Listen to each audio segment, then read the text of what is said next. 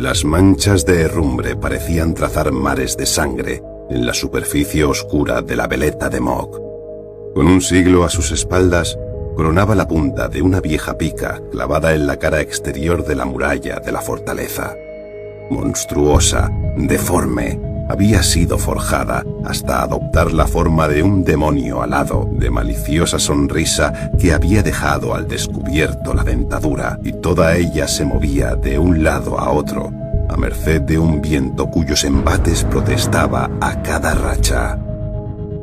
Aquellos vientos soplaron en contra, el día en que las columnas de humo se alzaron sobre el arrabal del ratón, en Malaz. Hola mundo, ¿cómo estamos? Hoy estoy muy contento con este vídeo, porque es un vídeo sobre una saga que los que seguís el canal sabéis de sobra que no me gusta nada, que le tengo mucha manía, que casi nunca hablo de ella y que no me ha cambiado la vida. Estoy hablando de, como no podía ser de otra forma, Malaz. Y es un vídeo que para mí es muy especial porque voy a hablar con dos personas que tienen mucho que ver con la saga y sobre todo con la difusión de la saga, con conseguir que llegue a más lectores o a más gente. Y eso para mí es una pasada, y ya sabéis que uno de los objetivos del canal es conseguir que cada vez más gente, o animar a más gente o a más personas a que se metan en este mundillo de la literatura, de la lectura, y que leer no sea algo, un acto marginal. Al contrario, que se convierta en algo pues interesante y estupendo, ya sabéis. Así que nada, vamos a empezar, y tengo el placer, el honor y el orgullo de presentar en esta entrevista a Víctor Viedma y a Irene Fortes, que los tengo aquí. Muy ¿Cómo buenas. estáis? Hola. Hola. Para que sepáis un poco de qué va la cosa, Víctor es actor de doblaje profesional y ha puesto la voz a personajes como Isildur en Los Anillos de Poder y a George Stacy en la película de Spider-Man A través del multiverso. Pero está aquí porque es la voz de Malaz, o sea, la voz oficial que narra los audiolibros de Malaz. Así que tenía muchas ganas de entrevistarle por eso. Y también a Irene, que Irene es la responsable de producción de audiolibros de Penguin Random House, una de las editoriales, yo creo, más importantes. Y además, bueno, Irene lleva de 20 años trabajando en el sector editorial, en varios ámbitos, y además se especifica sobre todo en el marketing. Pero lo que a mí me parece más interesante es que en 2013 empezó a producir sus primeros audiolibros y desde entonces ha producido más de 1000. Entonces nada, voy a ir haciéndoos preguntas, ¿vale? Voy a ir preguntando a uno, a otro. ¿Estáis bien? ¿Estamos a gusto? Estupendamente. Muy a gusto. Estupendo, bien, me alegro mucho. Para mí es un placer que estéis aquí, voy a estar un poco fanboy todo el rato. Voy a ir intercalando preguntas, ¿vale, Víctor? Me gustaría empezar por ti, y hay una cosa que me llama mucho la atención y es, ¿vale? Cuando te eligen para narrar Malaz, o sea, ese momento en el que te eligen para narrar Malaz, ¿cómo te preparas tú para narrar esta saga? Porque claro, estábamos hablando antes fuera de cámara de algunos libros que más o menos puedes imaginar un poco la narración, ¿no? O cómo enfocar, o poner una voz o tal. Soy totalmente profano del tema de actor de doblaje, entonces igual meto la pata, pero ¿cómo te preparas? O sea, ¿cómo dices tú? ¿Nos haces algún ritual? Madre mía, Malaz, ¿qué hago con esto? A ver, no sé, ¿cómo te preparas? Bueno, en primer lugar, yo no conocía lo que era Malaz, no sabía lo que era. Entonces me llamaron para hacer un casting en un estudio de Barcelona, que se llama Boca, y no sabía nada más. Entonces, bueno, yo me presenté allí y lo primero que me dijo el técnico y director en este caso, Adolfo Lapuente, en lugar de decirme buenos días, me dijo, esto no te va. Y yo, ¿cómo? Digo, a ver, me habéis llamado vosotros, no sé, llamad a otro. Me dice, no, es que esto no le va a nadie, es imposible de hacer. O sea, bueno. Es una cosa que no sé por qué la hacen, pero esto no se puede narrar, es muy difícil, muy complicado y demás. Y digo, bueno, yo hago el casting, que para eso he venido, y ya, si eso ya me decís algo, ¿no? Claro. Entonces, bueno, perdón, hice el casting y al tiempo me llamaron diciéndome que me habían cogido. Entonces, a ver, bajo las advertencias del director y también, ya que era un casting y tal importante, ya me preocupé en mirar de qué se trataba Malaz, qué era exactamente, ¿no? Claro. Y bueno, cuando comencé a mirar dije, hostias, ¿dónde me he metido, no? Tal cual. Por lo tanto, sí, fue lo que sí que hice, y en este caso, por eso te conocí a ti, fue mirar muchos foros, muchas reseñas y muchos vídeos sobre lo que es la saga y sobre todo preparando lo que era el primer libro, Jardines de la Luna.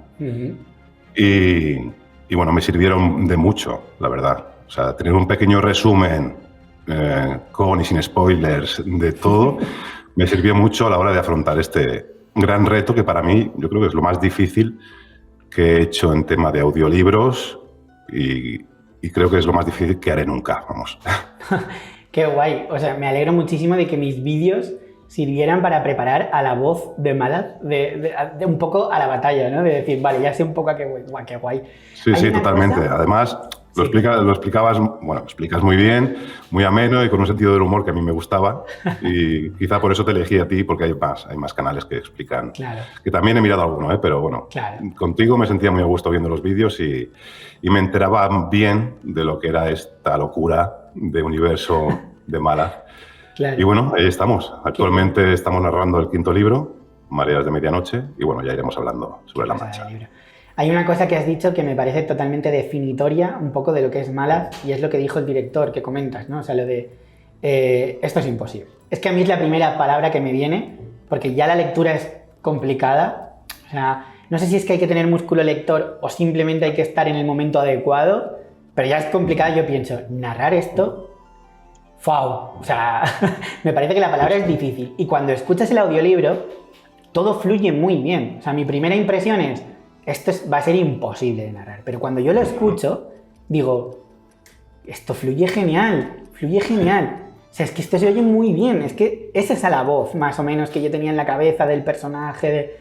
Le decía un apunte, esto es un apunte gracioso. Le decía a Irene, fuera de cámara, antes de empezar a grabar, que claro, yo escucho los audiolibros mientras estoy durmiendo a Erin, a mi hija, ¿no? Entonces tengo una relación de amor-odio con tu voz, porque me encanta tu voz, me parece chulísima, me parece que a Malaz le queda muy bien, pero claro, ya la empiezo a relacionar a los momentos en los que apenas puedo yo estar despierto de lo cansado que estoy y estoy durmiendo a Erin, porque me lo pongo para ese rato, ¿no? Entonces, bueno, es un tema gracioso. Está bien. Pero está muy relación amor-odio. Más amor, más amor que odio, por supuesto. Bueno, es muy Malaz eso, ¿no? Es muy Malaz. Relación amor-odio, o lo amas o lo odias. Entonces, eso es. O lo amas mucho o no puedes. No hay término medio. Yo por lo que he visto mucha gente no ha podido leerlos. Ha empezado y lo ha dejado. Pero ojo, yo tengo amigos que han conseguido entrar a la saga por el libro, por el audiolibro. O sea, al empezar a escucharlo, gente que ha seguido con el audiolibro, que está muy guay, pero tengo conocidos que empezaron en el Jardines de la Luna en audiolibro y ahora van en paralelo, el audiolibro y el papel. Entonces, es que lo que tiene Malaz, que para mí es una de las cosas más complicadas, es que cuando tú empiezas a leer, muchas veces el Erikson no te dice quién habla las intervenciones. Entonces, ¿qué pasa? Que a lo mejor hasta dentro de 3 o 4 páginas o varios capítulos no sabes quién estaba hablando. Y claro, en el audiolibro hay que ponerle un tono de voz a cada personaje. Claro. Por lo tanto, si no fuera por la preproducción, que en este caso la hace Adolfo Lapuente, que es el director, sería imposible narrarlo. Entonces, mucha gente cuando lo lee, claro, se desespera porque no sabe quién habla. Claro. Entonces, en este caso sí que el audiolibro facilita la entrada a esta saga, pienso yo. Totalmente de acuerdo. Vamos contigo, Irene, ¿vale? Yo tengo una reflexión, no sé si la compartirás o no, y es que creo que creo que en general hay cada vez más lectores y lectoras de fantasía de todo tipo.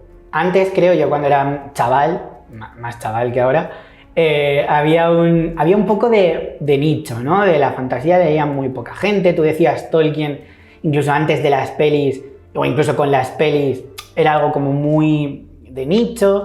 Y hay una cosa que no sé si compartirás, pero a mí me gusta mucho, que es que yo, por ejemplo, en mi entorno cuando era un chaval, tenía amigas y era raro que alguna de estas chicas estuviera leyendo fantasía, era como algo más masculino. Y en cambio ahora veo que no. Y a mí eso es algo que me gusta mucho y es una de las cosas que en el canal intento también reforzar, ¿no? Que todo el mundo es bienvenido al tema de la fantasía y que hay fantasía de todo tipo para todo el mundo y muy entretenido. Pero creo, y es una reflexión mía, no sé si la compartes, que los audiolibros, hay como ahora un boom de audiolibro, del tema del audiolibro, que me parece bien, o al menos creo que está en auge, me parece algo muy chulo, porque lo que hace es reforzar que todavía hayan más lectores y lectoras del tema de fantasía. O sea, a mí me da la impresión de que mucha gente, pues, las vidas ya sabéis cómo son, ¿no? Que si cojo el metro, que si me voy allá, que si me voy acá, que si me voy aquí, y llevar el libro bien escuchado en los cascos, o sea, con una calidad decente y que te haga inmersión dentro de la obra, mola un montón y yo creo que la gente lo valora mucho. Y por ejemplo lo que te decía, ¿no? Que yo de chaval alguna vez hice el intento de audiolibro de escuchar y tenías un loquendo, tenías algo súper mal narrado que decías, vale, la historia está bien, el libro mola, pero es que no soporto que no haya inflexión en la voz, que no haya nada, o sea, que sea tan frío, ¿no?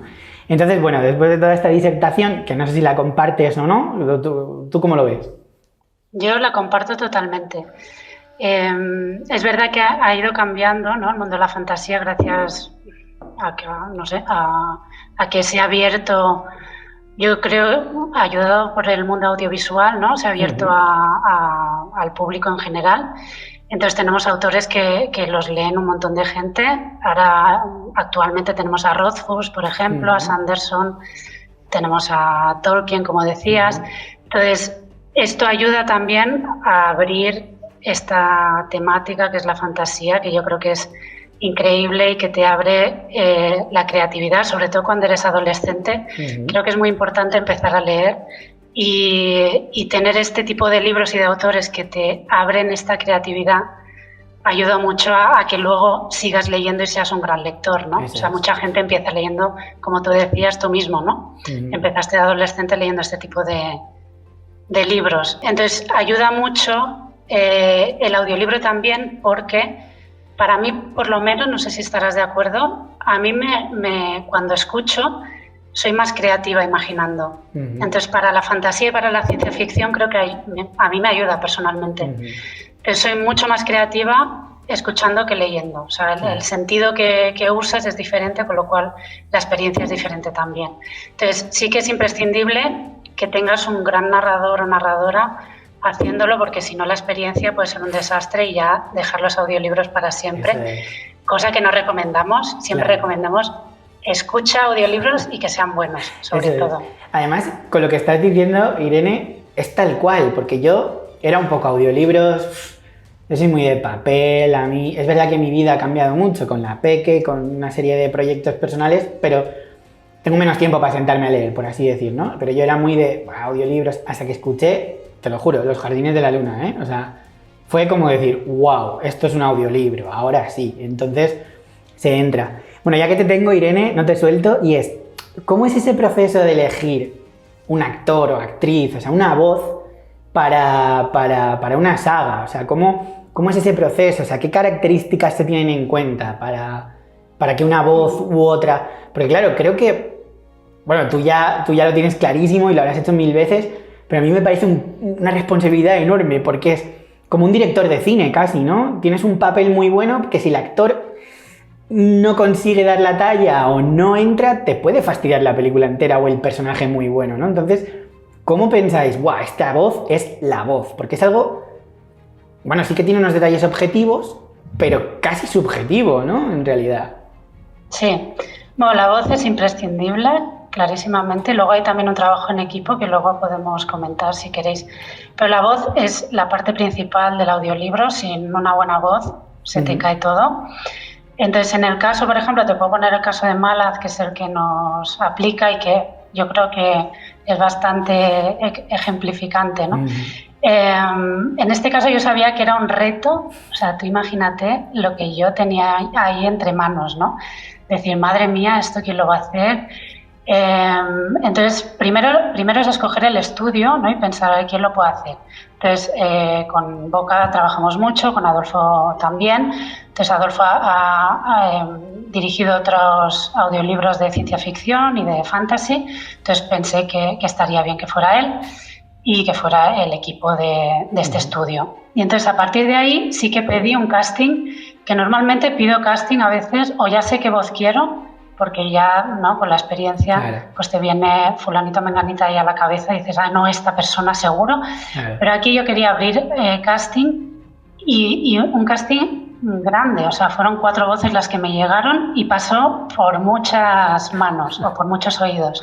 O sea, pasó por mí, pasó por la editora, que es Marta Rossi, la editora de Nova, pasó por gente que tenemos que es fan de Mala, que son asesores también de la saga, y entonces fue unánime. O sea, Víctor fue... La verdad es que los 4 eran buenas voces y lo hacían todos muy bien, pero las características de Víctor fueron las que nos encajaron mucho más. Y yo pensé, bueno, esto tengo que ir allí a apoyar a esta gente como sea. Entonces, pues he estado muy en contacto tanto con el estudio como con Víctor para dar todo el apoyo que fuera necesario, ¿no? Con dudas que hubieran, con maneras de narrar, estando en el estudio también. Claro. Y nada, un poco es eso. Entonces depende mucho del libro. En el caso de la fantasía, sí que a mí me gustan mucho los actores y actrices de doblaje, porque tienen esa parte, o sea, esa característica que es de hacer muchas voces, ¿no? De tener como mucha versatilidad a la hora de hacer personajes. En el caso de Víctor, que es Malad, ¿no? Tener esta voz épica, ¿no? Que de este punto que le da, que también es importante. Entonces depende del libro. A lo mejor tienes un clásico que necesitas a lo mejor a un actor de teatro más o de otras disciplinas, y entonces ahí siempre trabajamos mucho nosotros en Penguin en la preproducción. Claro. En cada proyecto. Qué guay, qué guay. Además has dicho una cosa que me gusta mucho y es eso, ¿no? El que los 4 eran buenos, o sea, al final tú tienes una obra que tienes actores o actrices muy buenas, pero tienes que buscar la que tenga las características que mejor encaje, ¿no? En este caso, o sea, me ha parecido muy guay.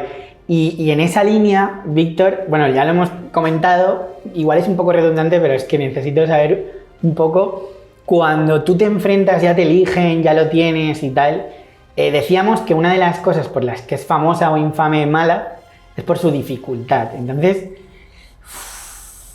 cuando tú te ves ahí con los Jardines de la Luna, que tienes que empezar, no sé, ¿te costó encontrar el tono para ese primer libro? Porque pienso que el primero siempre tiene que ser como el más complicado, ¿no? Porque una vez has arrancado, tienes una serie tienes el paradigma hecho un poco, ¿no? Pero con Jardines de la Luna, ¿te costó encontrar el tono? Bueno, sí que es cierto que era el primero, y claro, yo ya vi que era una cosa súper mega épica, y bueno, intenté buscar ese tono, ¿no? Un tanto oscuro, un tanto dando la epicidad y demás, pero sí que nos hemos dado cuenta, y yo bastante, es que la parte de la narración es muy importante que suene muy natural, ¿sabes? Cuando tú narras un libro, el lector espera que alguien le cuente una historia. Entonces, bueno, a raíz del primer libro, pasando por el segundo, tal, yo creo que cada libro se mejora un poquito la parte de la narración. Así como los personajes, para mí es más fácil hacerlos, ya que, bueno, por el tema de actor de doblaje y tal, me meto bastante en las pieles de las emociones de estos personajes. Y el tema de la narración, en este libro, sí que la parte narrativa es muy difícil y creo que bueno, mi opinión es que he ido mejorando libro a libro y, bueno, siempre buscando pues hacerlo lo mejor posible, ¿no? Eso ya dependerá de quién me escuche, si le gusta cómo lo hago o no, pero yo creo que es eso, ¿no? Intentar buscar ese equilibrio entre la oscuridad que tiene la obra y que te lo cuente alguien.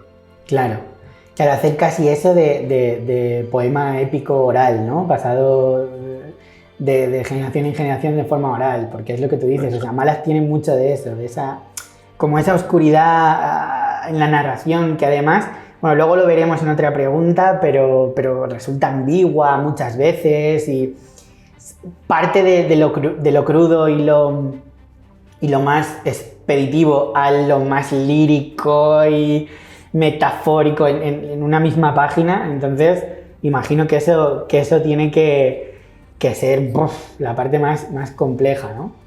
Sí, realmente hay veces que no entiendo nada. Sí, yo también, ¿eh? Yo también. Y Adolfo tampoco, el director tampoco. Digo, a ver, esto lo releemos y lo releemos hasta que creemos que va por ahí la cosa y le damos el sentido, ¿no? Pero hay veces que dices... Me gusta mucho, gusta mucho que estás como un lector más de Malas, porque los lectores hacemos eso también, decir, espera. ¿Qué me está contando este señor? Y yo sé que está súper desgranado, ¿no? Claro. O sea, que ya o sea, que es eso, lectura, relectura, mirar foros, tenemos también los audiolibros en inglés que de referencia también podemos tenerlos, ¿no? Entonces, pero claro, es que es muy complejo. Es muy complejo. Yo creo que... O sea, yo ahora me acordaba de la nota de autor de Los Jardines de la Luna. Qué buena es, me encanta. Cristian, ¿cómo empieza? ¿Tú te acuerdas? Más o menos, ¿no? Que básicamente dice que hay que tener ambición y que vamos, que muchas editoriales le dijeron que no, él había tirado un poco la toalla y que paró así un poco y dijo, creo que lo dice con estas palabras, que os den por culo o que os den, ¿sabes? O sea, o algo así en plan, a la mierda todos, yo voy a hacer esto porque se ve que Erikson tiene que ser una pieza, yo un café me tomaba con él. Pero lo que dice la primera es, no tiene sentido empezar algo sin ambición. Eso es, el tema de la ambición. Y un poco es eso, o sea, al final yo creo que es leerlo, ha de ser con ambición y este proyecto nuestro pues también, ¿no? Eso es. Además hay una cosa guay de los audiolibros, bueno, que a mí me parece muy chula, que es que Malaz creo que es una de esas sagas, hay ciertas sagas que tú las lees y dices, oh, genial, estupendo, me ha encantado, final muy bonito o muy malo o bien, perfecto. Pero creo que Malaz es una de esas sagas que no le vas a sacar todo el jugo hasta que te la releas. Porque es lo que hablábamos, Irene, el tema de la ambición, ¿no? O sea, Erikson en el primer libro ya está contemplando cosas que a lo mejor hasta dentro de 8 libros o 7 no van a cuajar o no van a tener efecto, ¿no? O consecuencia. Entonces, claro, yo me pongo o sea, a la hora de leer pienso, claro, ahora releer Jardines de la Luna tiene que ser mucho más satisfactorio. Y ahí es donde a mí los audiolibros me vienen súper bien. Porque yo ahora voy por el 7º, ¿no? Estoy leyéndome el 7º. Mientras voy por el 7º, estoy escuchando el 2º. Y ahora, escuchando el 2º, lo estoy disfrutando más. Porque digo, ahora. Entonces, para mí los audiolibros tienen un valor súper importante realmente. O sea, me parece súper guay. Pero bueno, un poco con lo que hablábamos de la ambición, ya hemos dicho que Malaz no es famosa por resultar sencilla, ¿no? Porque no es, digamos, la saga que tú recomendarías a todo el mundo o que es difícil entrar. Vamos, no es, con todo el respeto a todo el mundo, que no se me enfade nadie, que luego viene gente muy quemada, pero no es el Cosmere de Sanderson, ¿no? Que creo que sí que es algo mucho más recomendable para cualquiera o que es más fácil entrar o que de hecho tiene muchas puertas de entrada, o sea, puedes entrar por donde quieras, ¿no? Esto es algo como mucho más hermético, mucho más férreo, mucho más ambiguo. Entonces, ¿cómo se llega a la conclusión o cómo se llega a querer apostar por esta saga? O sea, porque claro, así en frío yo digo, Malaz no creo que sea lo más mainstream del mundo. He de decir que con el canal he descubierto que sí, que hay mucha gente que está muy enamorada de la saga. Pero claro, puestos a, yo lo que digo, ¿no? Sanderson o Erikson, digo, ¿a quién va a ser más rentable? Evidentemente Sanderson, que el señor saca 4 libros por año y más. Este año 5. 5, o sea, yo ya me parece ofensivo. Sanderson, que sé que ves el canal, no escribas más, que no me da tiempo a leer tanto. No, pero eso, ¿no? Entonces, ¿cómo se llega a la conclusión de decir, vamos a apostar por Malaz? O sea, es una saga que merece la pena tirar para adelante con ella. Sí, pues mira, claro, nosotros tenemos un catálogo de miles de libros físicos, ¿no? Entonces, todavía tenemos fondo editorial, que le llamamos nosotros, que son libros de catálogo, que todavía falta por pasar a audiolibro. Entonces, en toda la búsqueda de catálogo de Nova, en este caso, creímos que realmente Nova estaba apostando por Erikson, ¿no? A nivel físico también, reeditando todos los libros en físico con unas ediciones súper bonitas, y la verdad pensamos que sería bueno hacerlo. Es verdad que nos planteamos, si hacemos uno, tenemos que seguir, o sea, lo que no podemos es dejarlo, ¿no? Entonces ahí sí que tuvimos bueno, estuvimos pensándolo bien porque es una inversión. Claro, y no son 3 libros solo, que dices, bueno, es una trilogía. Claro, son 10, entonces bueno. Pero la verdad que quisimos apostar porque tiene muchos seguidores y los seguidores son muy fieles y bueno, y creemos en la saga, creemos que es un long seller, ¿no? O sea, son libros de estos que siempre se van a vender. Entonces yo pienso así y por eso también quisimos apostar. Qué guay, me parece, pues qué suerte que le tirarais a esta saga. Y a ver, volviendo al tema de los personajes, Víctor, a mí me hace mucha curiosidad, imagino que sí, pero a la hora de enfrentarte a los personajes, ¿hay algún estudio previo? Y si hay algún estudio previo de personajes, también se te da un poquito de manga ancha en decir, bueno, utiliza tu intuición, o no, está todo muy cerrado, porque es lo que decíamos, mal haces una saga tan compleja con tantos personajes que claro, lo de utilizar tu intuición, a lo mejor tú vas por un lado, pero resulta que el personaje no tiene nada que ver o que hay otros que... Entonces, hay un estudio previo de personajes y puedes tener tú ahí un poquito de margen de interpretación, por así decir, o es una saga tan compleja que hay que ceñirse al papel, ¿no? Bien, uno de los motivos por los que veía tus vídeos era para saber quién era el más protagonista de cada libro. ¿Por qué? Porque le pongo mi voz. Ah, claro. El que más habla intento que sea mi voz para que sea más cómodo para mí. Qué guay. Entonces, los diferentes personajes que hay, sí que es cierto que tenemos una descripción de cada uno, ¿vale? Entonces, cuando llegamos a un personaje, Adolfo, paramos de grabar, me dice, mira, este personaje, Krupe, por ejemplo, ¿no? Pues es tal, Pascual, es así y así. Entonces, le digo, vale, pues vamos. Y la voz que a mí me sale en ese momento, después de toda la descripción que él me ha dado, y según lo que estoy leyendo, el tono que le da el personaje, pues me sale la voz que luego se le adjudica. O sea, que sí que hay un puntito, eso me encanta, que sí que hay un puntito de interpretación, ¿no? De que dices, bueno, me preparan, ¿no? Hay un estudio del personaje, me dicen un poquito cómo es, ¿no? Porque sí, totalmente. Yo con toda la información que recibo, saco la voz. Qué guay. Si por lo que sea al director le parece mal, me dice, ostras, es demasiado tal o demasiado... Digo, vale, claro. Otra vez. Ese es su papel, ¿no? Al fin y al cabo también. Exacto. Pero a medida que van transcurriendo los libros, creo que hemos acertado bastante con los tonos de yo también, ¿eh? O sea, yo tengo que decir... Uy, perdón, Irene. No, que totalmente, sí. Yo tengo que decir como lector que las voces me las imaginaba así, ¿no? O sea, conforme iba leyendo no hay ninguna... Creo que me pasó un poco que me chocó quizás la de Trono Sombrío, porque no sé por qué en mi cabeza sonaba de otra forma, pero ahora ya me has hecho un Inception, como la película de Origen. O sea, ahora ya no puedo dejar de escuchar a Trono Sombrío con la voz que tú le has puesto, o sea, que es súper guay. Y quedándonos con lo de los personajes, ¿cuál es el personaje que más te ha costado interpretar? Que más me ha costado, bueno, hay varios. Pero sobre todo los bicharracos, los que son soletakens y demonios de estos del inframundo, esfuerzo bastante la voz. Porque claro, me dicen, no, es una voz de ultratumba, súper grave, rasposa, y claro, pues tengo que hacerla así. Entonces, voy viviendo agüita, pero estoy deseando un poco que se calle, ¿sabes? No hables más. Otra vez el pesado este. Yo, perdona que te haya interrumpido, pero a veces me preguntaba, ahora no recuerdo personaje concreto, pero algunos de estos bicharracos, como tú dices, me preguntaba si había algún tipo de efecto en la voz. Porque decía, ¿cómo está hablando así Víctor? O sea, por favor, cuando te toquen el telefonillo en casa, hablas, a ver qué pasa. O sea, es increíble, tío. O sea, no hay ningún efecto. Eres tú, ¿no? En limpio. Ahí. Sin vaselina ni nada. Entonces, no te suelto, Víctor. Hablando de personajes, ¿con cuál te sientes más cómodo entonces? Me siento más cómodo con los que pongo mi voz. Pero también me divierte mucho hacer otros personajes que tampoco no suponen un esfuerzo para mi garganta. Entonces, hay muchos divertidos.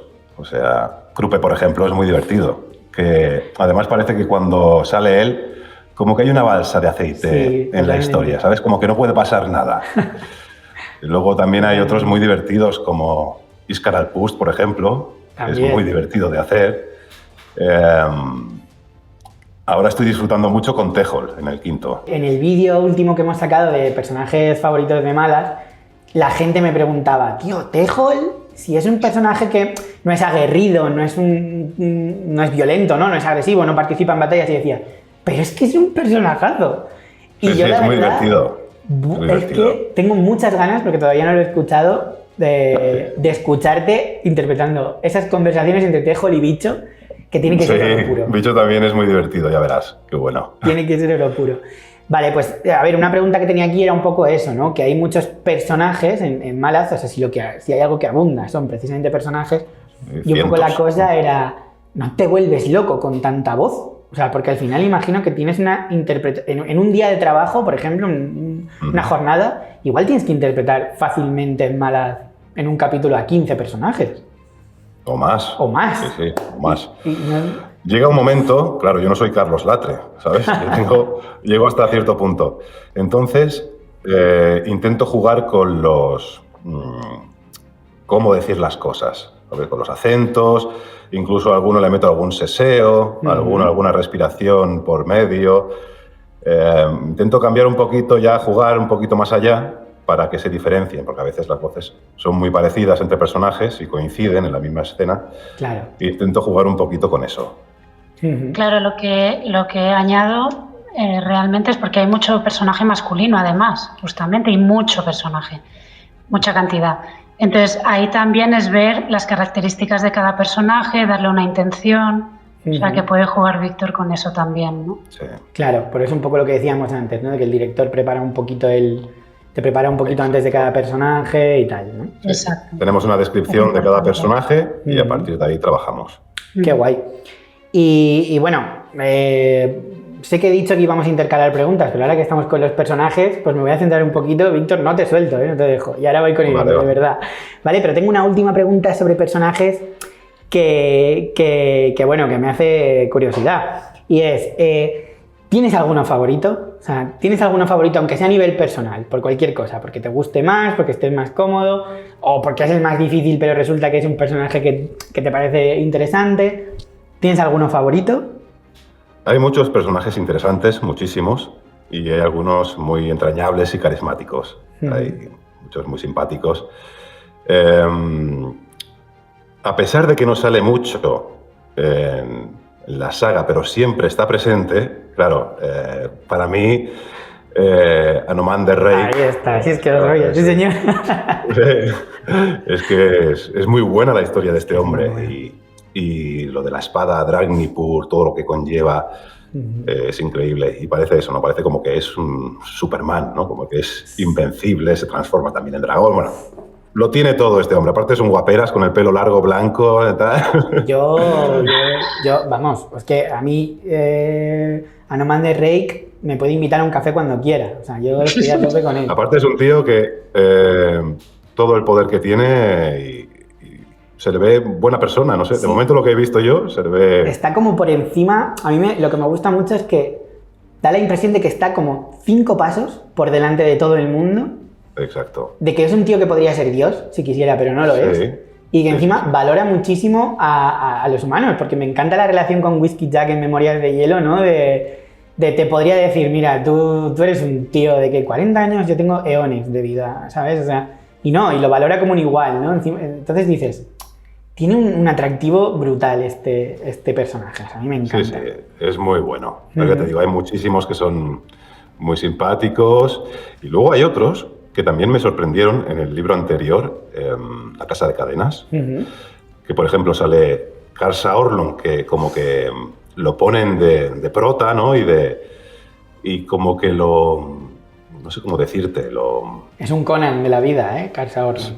O sea, es Conan. El tío es lo peor del mundo, en verdad, pero lo ponen como si fuera un héroe y ostras, vas leyendo lo que hace y dices...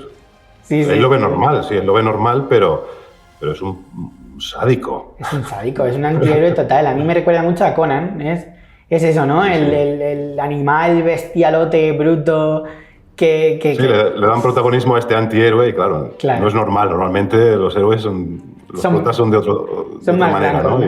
Y sorprende toda la cantidad de personajes que hay y cómo están enfocados. Hay una profundidad, ¿no? También. Eso es. Hay una cosa en Malaz que yo creo que son los grises.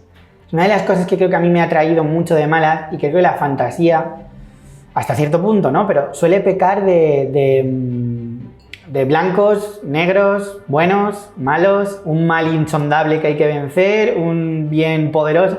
Y en Malaz todo es muy gris. O sea, yo no me he encontrado a alguien malo, muy malo, ni bueno, muy bueno.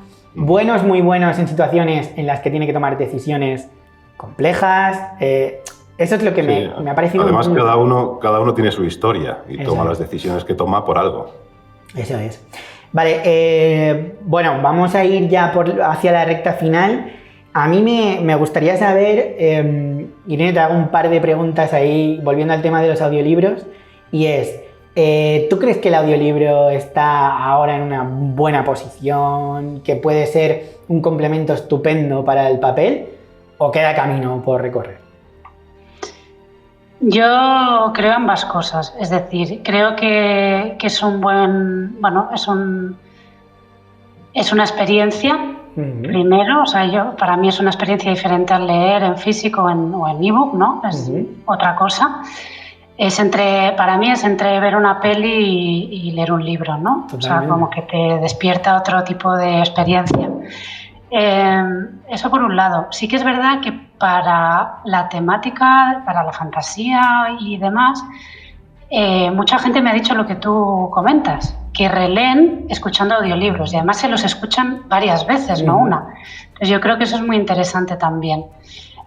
Y luego además creo que hay muchísimo camino por recorrer. Sí que me parece que estamos creando un producto que es nuevo, que todavía estamos a las puertas en realidad, o sea, llevamos pocos años a comparación con otros países y que queda mucho por recorrer y que espero que la gente entre, escuche buenos audiolibros bien producidos y que se enganchen porque la verdad es que vale la pena. Claro, ahí a mí me surge un pensamiento y me parece que tiene algo que ver, o sea, que es similar la situación con los podcasts, ¿no? O sea, creo que ahora hay un boom con los podcasts, siempre han habido podcasts, o de un tiempo hasta aparte, pero es verdad que la calidad no era la idónea, por así decir, ¿no? Pero en cambio en Estados Unidos, por ejemplo, o en el mundo anglosajón, los podcasts tienen mucho tirón. Y a mí ahora, no sé si por el momento vital, pero he caído en un momento de escuchar podcasts y audiolibros. Y claro, los dos, hay gente que se le ocurre un montón y que produce muy guay y que le pone mucha alma al podcast, y los audiolibros he caído en que, joder, escuchas el audiolibro y dices, estoy viendo una peli, ¿no? Casi en mi cerebro, o sea que está muy muy guay. Igual en España vamos un poquito por detrás en ese sentido, pero vamos en el buen camino, ¿no? Quizá. Sí.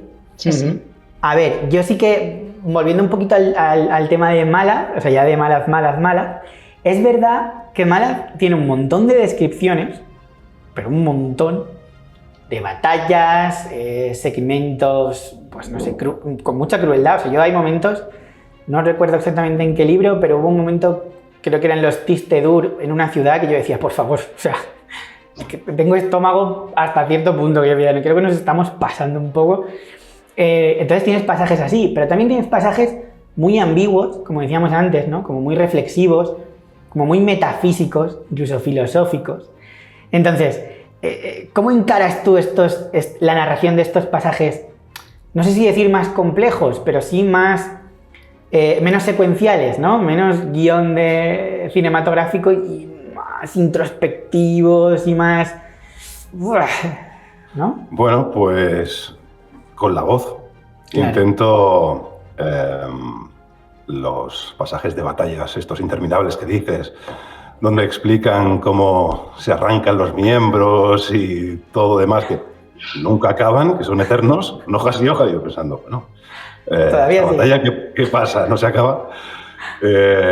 Intento darle la intensidad que requiere y al contrario, en otro tipo de lectura, intento buscar ese punto de emoción para que el lector pues llegue a experimentar la emoción que Erikson quiere mostrar ahí. Y totalmente, Sí, es que eso es muy importante, el tema de la emoción. es básica y te marca la diferencia entre un audiolibro u otro. Exacto, sí, ¿no? sí. O sea, al final has de transmitir lo que el escritor ha escrito y has de marcar esa emoción y contar esa historia de manera natural, Claro. que es lo difícil. Vale, ahora siguiendo con Víctor, y ya vamos acabando, tengo una última pregunta y es, tú, que yo sepa hasta ahora, ¿no? Hasta este momento has narrado hasta Mareas de Medianoche, o estás con Mareas de Medianoche, ¿no? Que es el 5º libro. De todos estos que has narrado hasta ahora, ¿tienes algún libro, pues no sé, con cuál te lo has pasado mejor? O sea, ¿con cuál has tenido la mejor experiencia?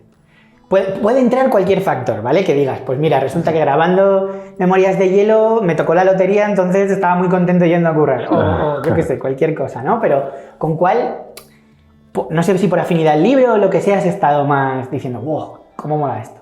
Yo creo que las sensaciones han sido similares en todos los libros, porque más o menos, pues es eso, ¿no? Son historias que van pasando cosas, y hay como desenlaces o no, y bueno, las sensaciones son un poco similares. Sí que es cierto que a medida que voy grabando nuevos libros me siento más cómodo, Claro. y los disfruto más.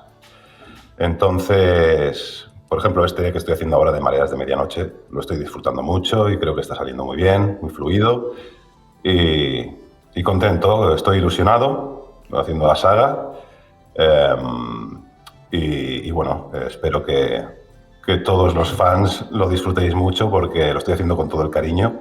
Y bueno, estamos haciendo, porque esto es un equipo, Claro. empezando por Irene y bueno, todo lo que conlleva luego el resto del grupo, pero lo estamos haciendo con mucho cariño y con muchas ganas, así que nada, contentos. Qué bien, se nota muchísimo realmente eso, ¿eh? O sea, como fan de la saga, es lo que hablamos, ¿no? Cuando te hacen una peli, o por ejemplo, tú que has sido Isildur, nada menos que Isildur. Elendil. ¡Ay, joder! Isildur es mi hijo. En mi cabeza, ya he dicho Isildur en la introducción. Javi. No, yo creo que lo has dicho bien. Vale, Lo has dicho ponme... Elendil, creo. El caso es que os juro que en mi cabeza era Elendil, ¿eh? Además, fan de Tolkien, madre mía. Sí. Madre mía. Bueno, el caso es que nada menos que Elendil, o sea, digamos, Sí. el gran personaje de esa... El que ama a las estrellas. El que ama a las estrellas, exacto. En una producción que yo estaba deseando ver, había mucha gente que ya la odiaba antes de nacer y yo no, yo tenía ese rollo de, venga, hombre, que pueden hacer algo chulo, no hace falta que sea igual. Y cuando Confío la vi, en ellos, ¿no? Confío en ellos.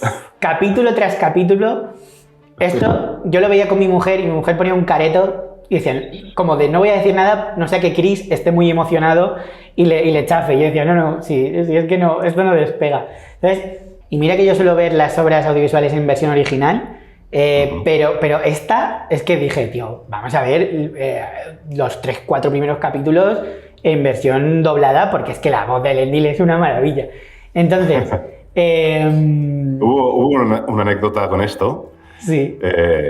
Que yo en mis redes sociales, bueno, solo tengo Instagram, donde subo mi trabajo y demás para promocionarme un poquito y Claro. tal. Subí un vídeo en el que sale el original, el actor que hace a Elendil, Sí. una frase élfica. Y a continuación sale doblada, es decir, digo lo mismo que él, Pero con tu voz. con mi voz.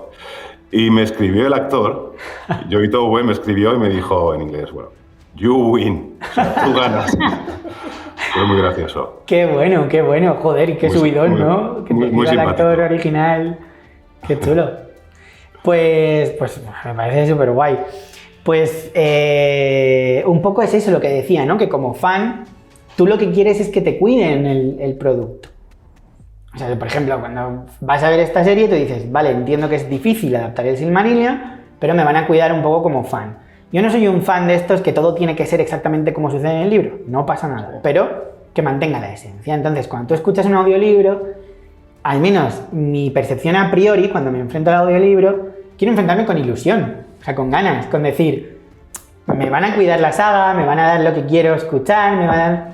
y ver que tenéis ese mimo por el producto, que ya digo, es una saga que a priori parece menos mainstream y que encima la cuidéis tanto, pues ves a Irene ahí comentando todos los pormenores, todo el proceso, cómo, por qué, cuándo, ves a Víctor ahí la implicación del personaje, de no sé qué, la narración, y dices, claro, yo como al final realmente el último eslabón de toda esta cadena, que es el que lo disfruta y ya está, dices, joder, qué gusto da que se curren las cosas, tío, que cuiden las sagas que me gustan y los productos que me gustan, ¿no? Entonces, desde ahí se agradece muchísimo. Y bueno, tengo una última pregunta para ti, Irene, y es, bueno, y luego os hay una pregunta a los dos, que ya os he dicho fuera de cámara que no estaba para nada preparada, entonces me podéis hacer ahí decir, vale, Cristian, ya no hablo más. No, hombre, no, espero que no. El caso es, ¿qué otras sagas, bueno, estáis con el tema del audiolibro o en proceso de narración, ¿no? Otras sagas de fantasía. ¿Qué otras sagas están ahí? Sí, mira, ahora tenemos, bueno, el libro de los caídos, que tenemos el 5º que estamos grabando, Mareas de Medianoche, que sale en noviembre. Vale, luego tenemos a Sanderson a tope con las novelas secretas y sale también el de, espérate, que ahora me sale, el Cuarto de Escuadrón. ¿Es un actor o actriz de año de doblaje para Sanderson? Para Sanderson depende de la saga. Tenemos a Francesc Belda, que es el narrador principal, pero luego Escuadrón, por ejemplo, es Paula Iwasaki, que es una actriz. Yo lo decía sobre todo porque sea quien sea, digo, la persona esa estará agobiadísima. Porque tiene 18.000 libros de Sanderson, que diga, por favor. Sí, bueno, lo bueno es que, por ejemplo, Francesc, que es el narrador, ya te digo, principal, le gusta Sanderson, entonces eso ayuda un montón. Y la verdad es que lo hace muy bien y le queda muy bien la voz también.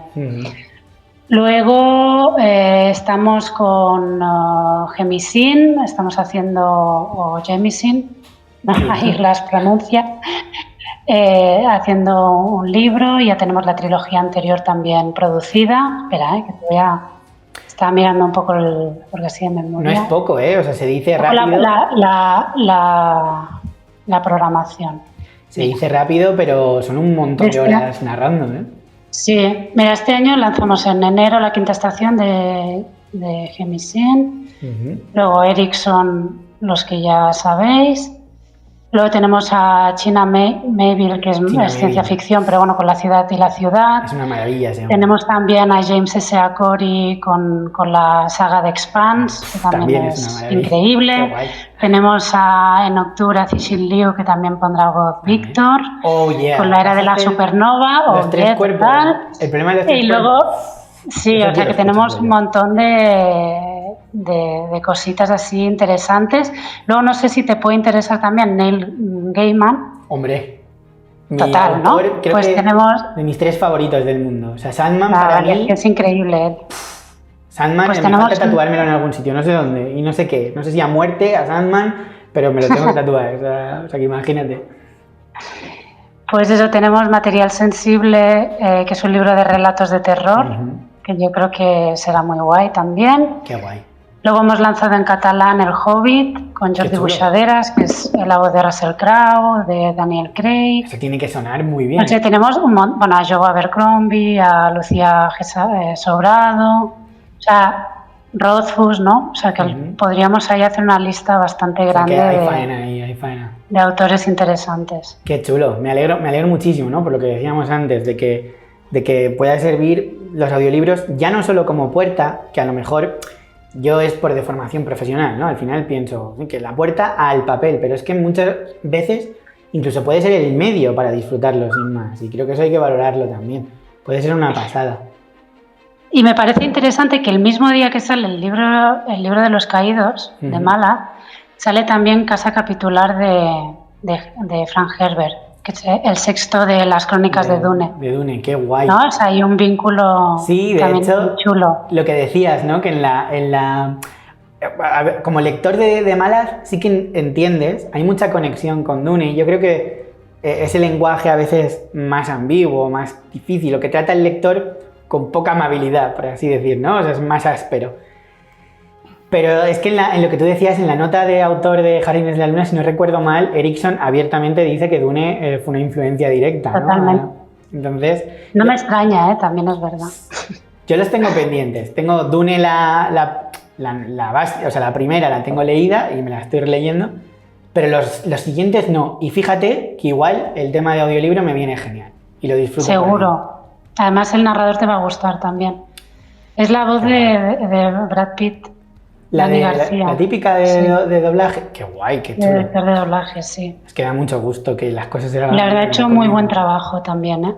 Qué bien. Sí. Vale, pues tengo ya la última pregunta, que es una cosa que a mí me gusta mucho y que, bueno, al final el canal va sobre literatura y hablamos sobre libros y tal. Entonces, nada, quería preguntaros, ya que os tengo aquí, si hay algún libro que os haya marcado en algún momento por algo especial, o que os haya gustado simplemente, o que tenga un significado pues muy relevante para vosotros. Bueno, nosotros, por ejemplo, Irene y yo nos hemos conocido a raíz de Mala. No nos conocíamos personalmente. Y ahora es como una tradición, ¿no?, que cada inicio de libro venga un día a ver la sesión. Qué guay. Y estar ahí. Y bueno, a raíz de eso, ahora somos buenos amigos. Y yo en mi caso, y creo que quizá ya también, destacaríamos el libro de Nosotros, que el autor ahora tira el nombre Irene.